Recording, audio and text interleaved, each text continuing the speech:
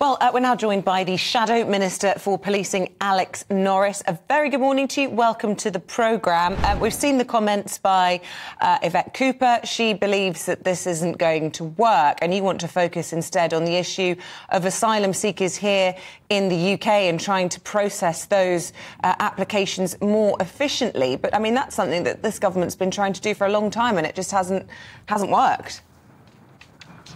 But Isabel, I think that's part of the problem. You know, look at the time and energy and money that ministers have put into this scheme, which we know is a gimmick.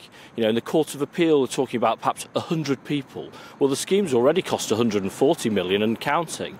Instead, that money and that effort could be going into, yes, processing people more quickly here, beefing up our returns unit so those who don't have a legitimate claim are returned home, but also to make actions that will stop people entering the channel, such as better investment in cross-border criminal intelligence and organised crime breaking up. You know, that's where we would put our time and money, and that would make a much better difference.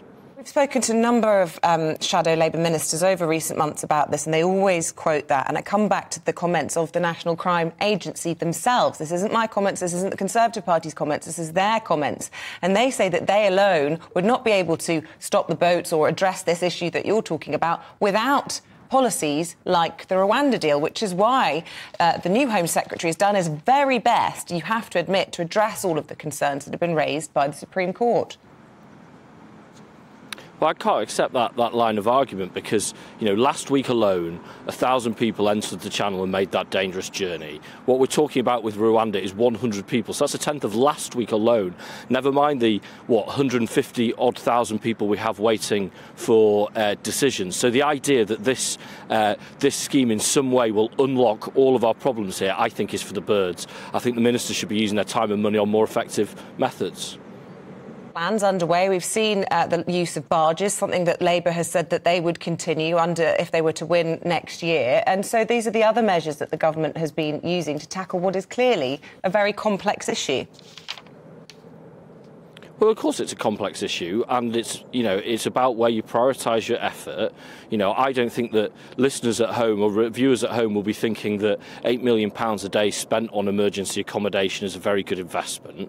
What we're asking, and I think this is what people are asking, is why isn't the energy going into and the resourcing going into speeding up those applications, then moving people back if they don't have a legitimate claim, and then taking early interventions like the one I mentioned around organised crime, but also around making sure there aren't pull factors and push factors from other countries, so helping, say, with long-term climate issues, helping with issues around conflict.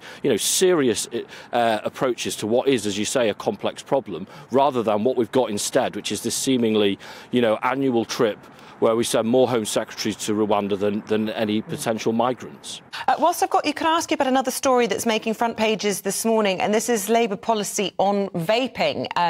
There's a big crackdown, isn't there, at the moment to try and stop it becoming what is a gateway drug, as Wes Streeting, Shadow Health Secretary, calls them. The risk, I suppose, with all of this is if you make them prescription only for adults, this will just force the market underground. And we know already the big problem of these vapes coming into the country full of absolute rubbish. Isn't it better to know what we have, to have it legally regulated, and obviously discourage education campaigns, whatever it might be?